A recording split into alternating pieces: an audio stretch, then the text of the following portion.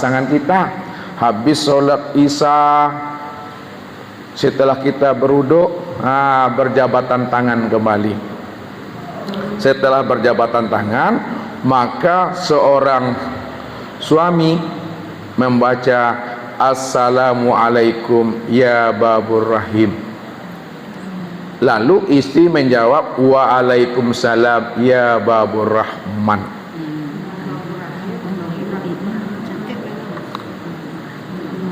Ya. Kemudian suami mengatakan Asyhadu an la ilaha illallah. Lalu istri menyebut Muhammad Rasulullah. Baru kata suami, Allah kata istri. Selesai dah tu dah. Jadi bapak ibu jangan malu pula nih. Malu Ustaz awal punya cucu. Jangan ada malu bapak ibu, mesti nikah. Walaupun bapak ibu dah beranak 3, beranak 4, dah bercucu, kalau masih hidup suaminya, masih hidup istrinya, wajib lakukan itu. Barulah sah secara agama, sah juga secara pandangan Allah. Itu yang zahir batin tu. Kembali itu disebut namanya syariat batin. Syariat batin itu yang disebut namanya nikah batin. Kenapa kita mesti nikah batin? Lihat kata Allah, wattaqullaha fin nisaikum. Takutlah kamu kepada Allah tentang urusan wanita-wanita, tentang istri-istri. Kenapa takut kita kepada Allah? Ini khususnya laki-laki nih. Kenapa mesti takut kepada Allah tentang urusan wanita? Karena wanita itu kamu jadikan sebagai istrimu itu karena amanah Allah yang Allah titipkan kepada dirimu. Wastahlaltum furujahunna bil kalimatillah.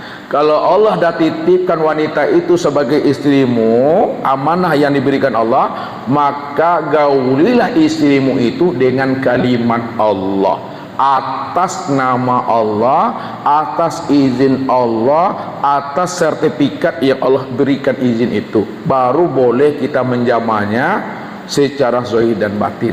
Kalau kita nikah saja secara zahir, secara hukum nikah udah terpenuhi syarat nukulnya, dah sah tuh. Tapi kalau batin belum kita nikah, maka nanti yang terlihat adalah sesuatu yang tidak menyamankan. Kenapa tidak menyamankan? Kalau kita tidak seperahu, suami soleh, istri tak soleh, istri soleha, istri tak soleh, tak seperahu namanya, walaupun satu rumah tangga, sama seperti Fir'aun dengan Asia. Asia itu wanita yang soleha, Fir'aun tidak.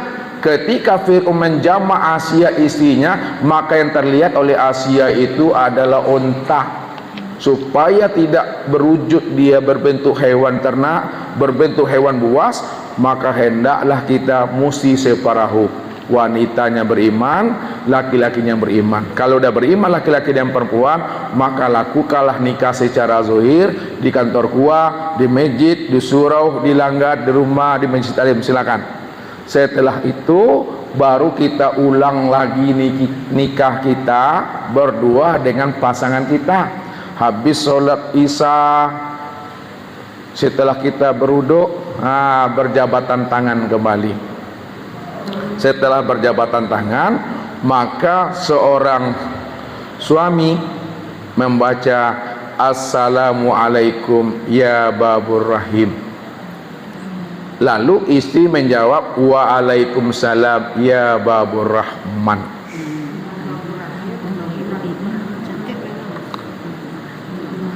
Ya. Kemudian suami mengatakan Asyhadu an la ilaha illallah.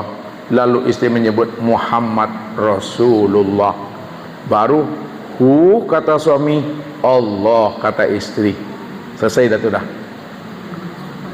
Jadi bapak ibu jangan malu pula nih. Malu Ustaz awal punya cucu. Jangan ada malu bapak ibu, mesti nikah. Walaupun bapak ibu dah beranak 3, beranak 4, dah bercucu, kalau masih hidup suaminya, masih hidup istrinya, wajib lakukan itu. Barulah sah secara agama, sah juga secara pandangan Allah. Itu yang zahir batin tuh. Apa bedanya Ustaz? Bedanya lagi.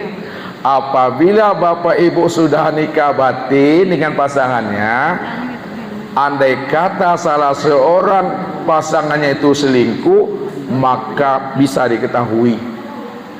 Suaminya selingkuh, tahu istri itu. Istri selingkuh, tahu suami itu. Kenapa? Apa yang ada pada suami ada pada istri. Apa yang ada pada istri ada pada suami. Kenapa? Bapak, ibu, Adam dan Hawa itu yang dikatakan min nafsi wahidah, diri yang satu. Hawa itu terjadinya karena jantung hatiku, kata Adam.